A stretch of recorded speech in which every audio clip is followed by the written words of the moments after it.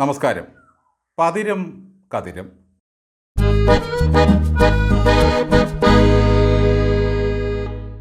ഞാൻ തന്ന ആ പൂവ് നീ എന്ത് ചെയ്തു? ഏത് പൂവ്? രക്തനക്ഷത്രം പോലെ കടും ചെമപ്പായ പൂവ്. അന്വേഷിക്കുന്നത് എന്തിനാ? ചവിട്ടി അരച്ച് കളഞ്ഞോ എന്നറിയാൻ. കളഞ്ഞെങ്കിൽ എന്താ?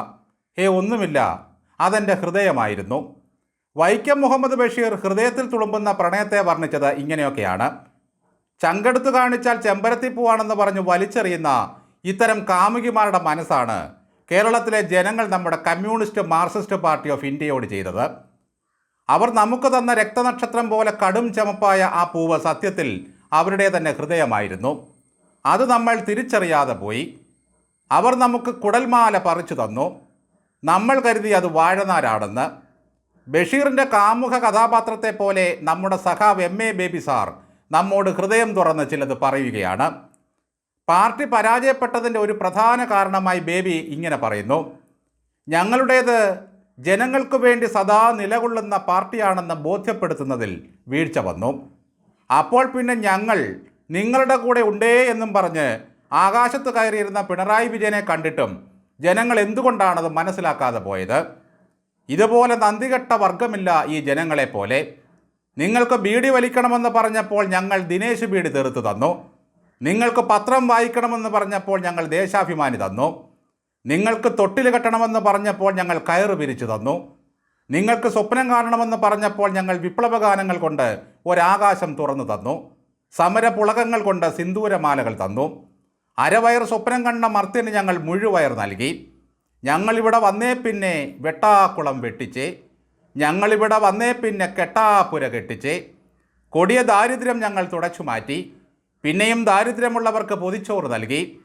സ്വർഗത്തിലാണോ സങ്കല്പ സുന്ദര ലോകത്തിലാണോ എന്ന് സംശയം തോന്നിക്കുന്ന തരത്തിൽ പാവങ്ങളെ കഴിഞ്ഞ 10 വർഷം ഞങ്ങൾ പരിപാലിച്ചു പോന്നു.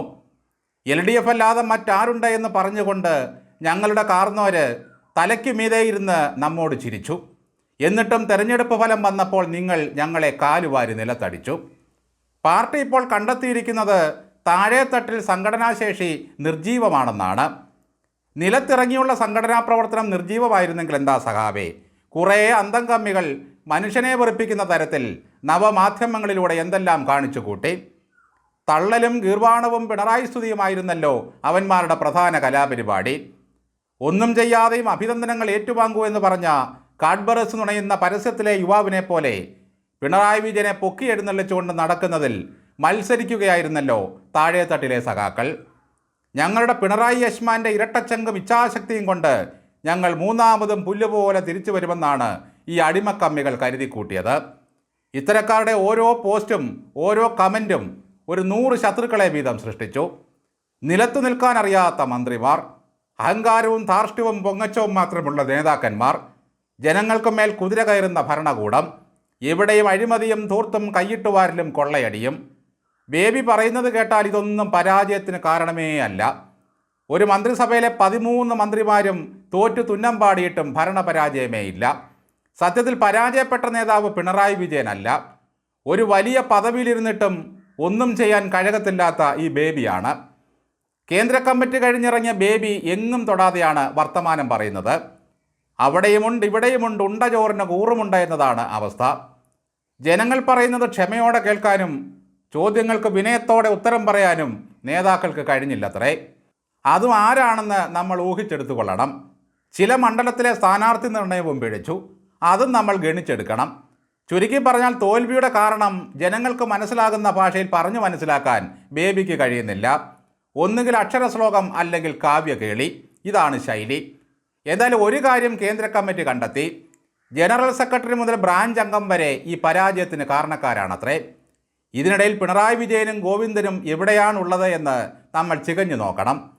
കേരളത്തിലെ പാർട്ടി അടിമുടി മാറണമെന്ന നിർദ്ദേശത്തോടെയാണ് കേന്ദ്ര കമ്മിറ്റി അവസാനിച്ചത്.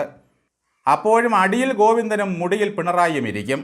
ഇതിൻ്റെ രണ്ടിൻ്റെയും മധ്യയുള്ള പ്രതിക്രിയയിലൂടെ വേണം കേരളത്തിൽ മാറ്റമുണ്ടാകാൻ. അടുത്ത പാർട്ടി കോൺഗ്രസ് വരെ യാതൊരു മാറ്റത്തിനും സാധ്യതയില്ല.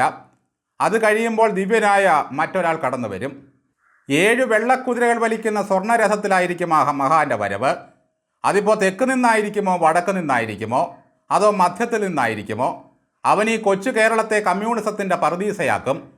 തനിക്കു ശേഷം വരാനുള്ള ഒരു രണ്ടാം നിരയെയും മൂന്നാം നിരയെയും ശക്തമാക്കി ഒരുക്കി നിർത്തിയിരിക്കുകയാണല്ലോ പിണറായി വിജയൻ.